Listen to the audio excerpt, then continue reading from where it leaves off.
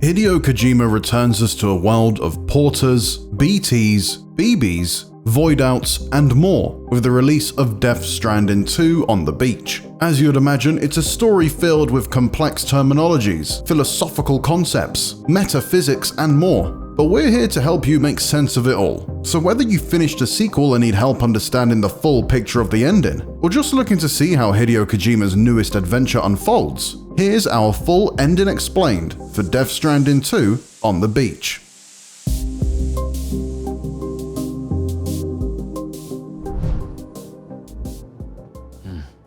You care for a drink?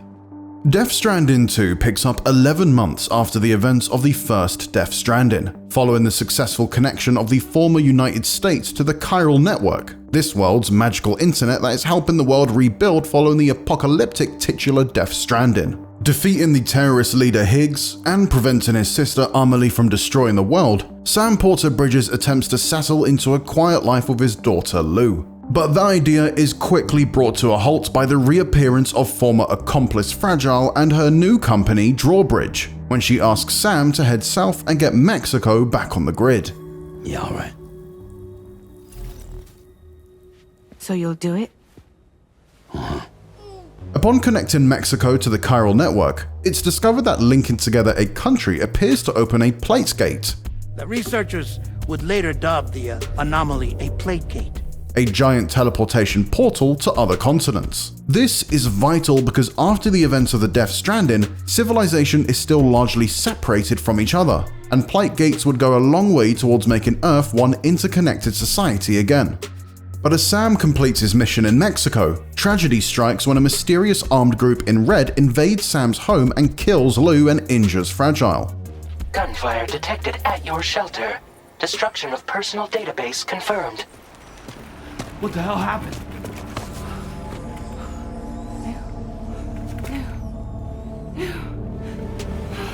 Sending Sam into a depressive spiral over the loss of his child. Lost, he agrees to join Drawbridge and the crew of its ship, the DHV Magellan, on a mission to connect Australia, the destination of the Mexican Plate Gate.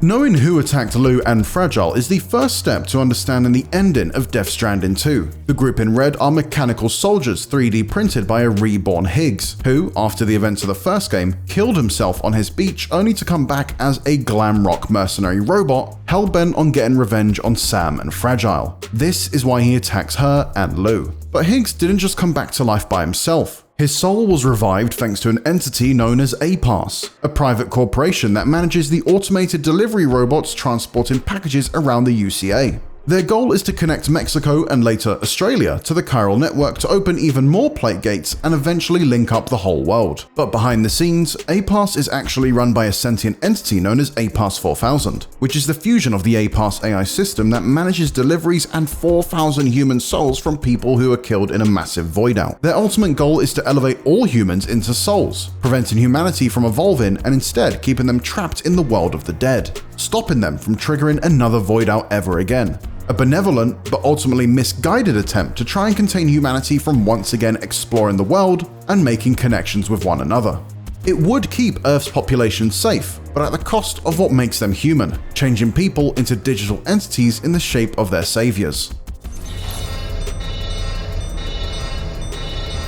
Multiple BTs approaching.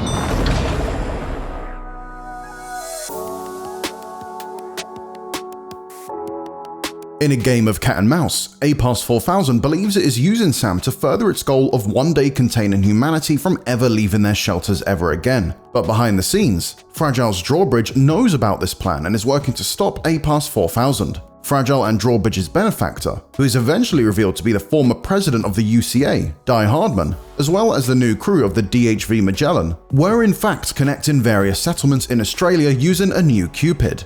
This device would sever the connection between the world of the living and the dead, and by extension, cut off APAS 4000's connection to the world due to it being an entity made up of dead souls. By fully connecting Australia with the new Cupid, A-Pass 4000 is split from the world of the living, and its plan to trap humanity fails.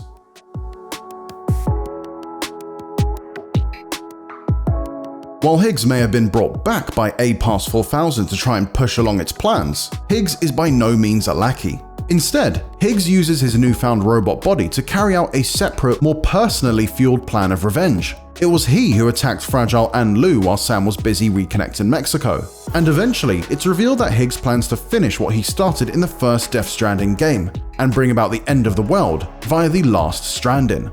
Whereas in the first game, Higgs tried to use the extinction entity known as Amelie to trigger the Earth-ending event, this time he tries to use Tomorrow, a young woman Sam recovers from the world of the dead, who has mysterious powers that allow her to use tar to speed up decay. By using Tomorrow as an extinction entity, Higgs' plan is to once and for all end human life, killing Sam and Fragile in the process.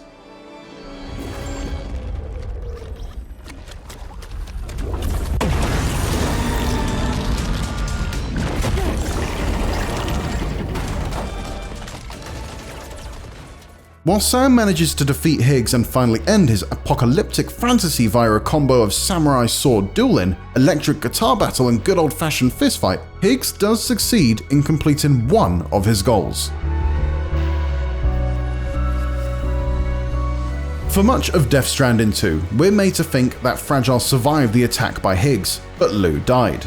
In reality, Fragile used her trans-dimensional teleportation powers to send Lou to the world of the dead, while Fragile was the one killed by Higgs. Because time dilation and the distinction between life and death are all kinds of messed up in the world of Death Stranding, the Fragile that Sam and the DHV Magellan crew have been traveling with the entire game is actually Fragile's soul that she temporarily left behind to help Sam and the crew defeat Higgs, stop A-Pass 4000, and reconnect the world. Unfortunately, her time in the world of the living is only temporary, and she dies for real at the end of the game. But what about Lou?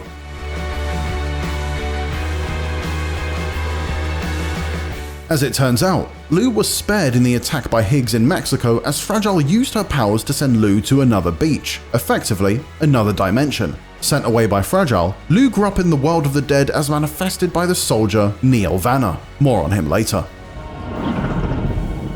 Years later, Sam Porter Bridges will end up fighting Neil in this world and inadvertently rescue Lou, who is none other than Tomorrow. That's right, Tomorrow is in fact the same baby Lou that Fragile sent away at the start of the game. Lou, short for Louise, is also BB-28 that Sam traveled across the UCA with in Death Stranding, and more than that, is actually Sam's biological daughter.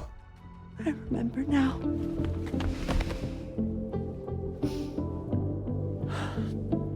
The journey the two of us went on together. You and me, Sam.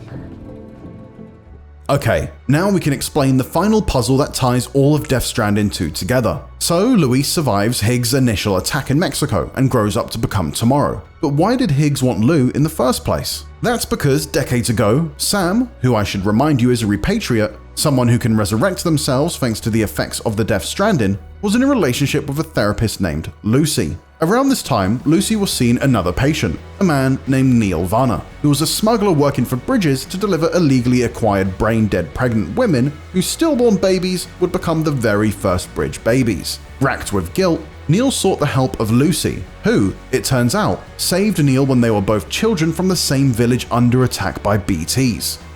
Let's go. Reunited after all these years, Neil rekindled a relationship with Lucy that becomes romantic even though Lucy was in a relationship with Sam at the time. Despite Neil and Lucy's close relationship, Lucy chose to stay with Sam, and together they conceived a child. Unfortunately, a baby born from a repatriate like Sam held high value for Bridges, who was still conducting their original experiments with BBs. Once they discovered Lucy's pregnancy, Bridges sought to take the child from her. You had to know. We'd never let you leave. You're carrying the child of a repatriate after all. To protect the unborn baby Louise, Lucy convinced Neil to pretend to be the father of the child, making the baby less valuable to Bridges. Together with the baby, they would escape the city and Bridges, but would sadly never make it that far as both Neil and Lucy are killed. But not before Louise is removed from Lucy's dying body, thus saving the baby. The extraction was successful. BB-00 is transferred to a sterilized pod and sent to a separate facility. Louise becomes BB-28, but is thankfully hidden away by Sam's adoptive mother and President of the United States, Bridget Strand, keeping her hidden long enough to be reunited with Sam decades later during the events of the original Death Stranding. As for Neil, his final act of revenge against Bridges is for his body to necrotize, therefore causing a void out and destroying the city and everyone in it. Meanwhile, Neil's soul wanders the earth, unable to find peace. Similar to Mad Mikkelsen's Cliff in the first game, Neil's mercenary soul haunts Sam until the two men face off in the destined duel that finally gives Neil peace and Sam closure with Lucy. From Lucy. For you. Keep Lucy safe.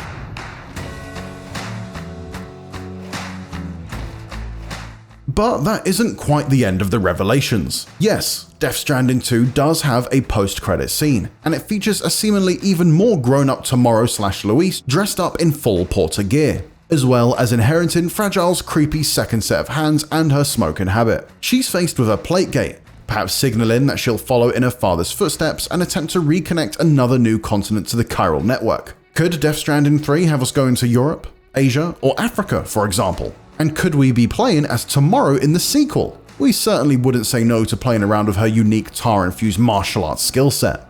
And that's the full ending of Death Stranding 2 on the Beach Explained. Be sure to check out the review to read why we loved Hideo Kojima's newest adventure, and also check out our ranking of every Hideo Kojima game.